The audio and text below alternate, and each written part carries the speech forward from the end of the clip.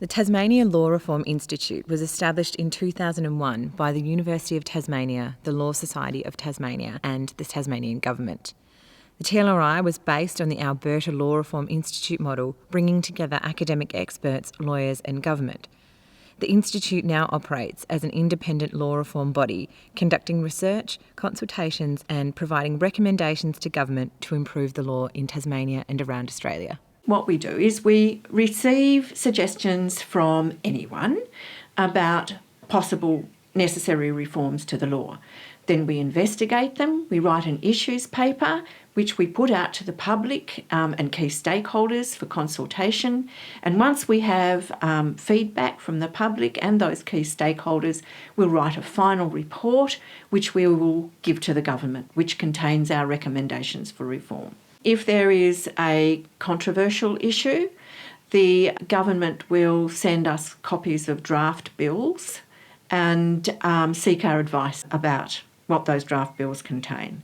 And so we have an opportunity to have input into government legislation in that way as well. And it is very valuable to get back a report that incorporates feedback from the community, feedback from stakeholders, and can help us work out where we want to go with law reform. To raise the present governor, people who've sat in these seats with access to thinkers, with access to people who are interested in gathering evidence-based material, putting it together in a rational, coherent form. I think that's vital to an ongoing process of law reform. I just think it's absolutely essential. I think the combination of the Institute being here at the university, with the Law Society and with the government support, I think that's the best model.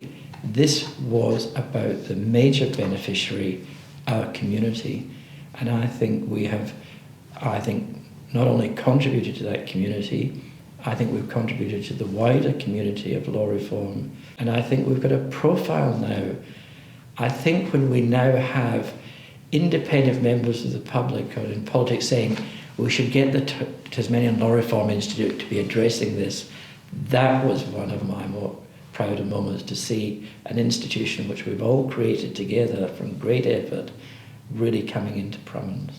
The agenda really was that we needed a law reform body because there are a lot of changes nationally and internationally in the law reform field.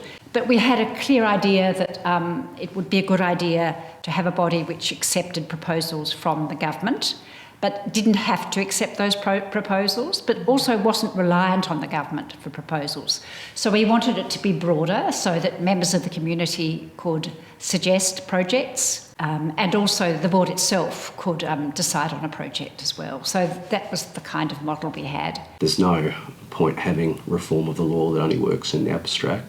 So I guess I hope I bring some practicality to it and can think of the consequences to the profession with recommended changes, particularly will it actually work in practice. The legal practitioners and the government respect that independence and objectivity.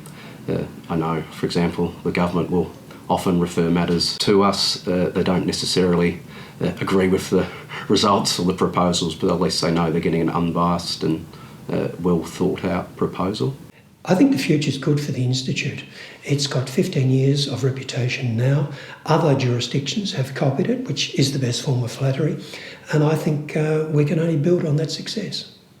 What has been really important for me as a past Attorney General was knowing that I had the expertise of people like Professor Kate Warner, people like Therese Henning, who were leading really smart young lawyers who wanted to get their teeth into these sorts of issues. But you knew that you had these experts overseeing that work, experts who were going to be willing to put their name to the quality of the research and the recommendations that came out of their work.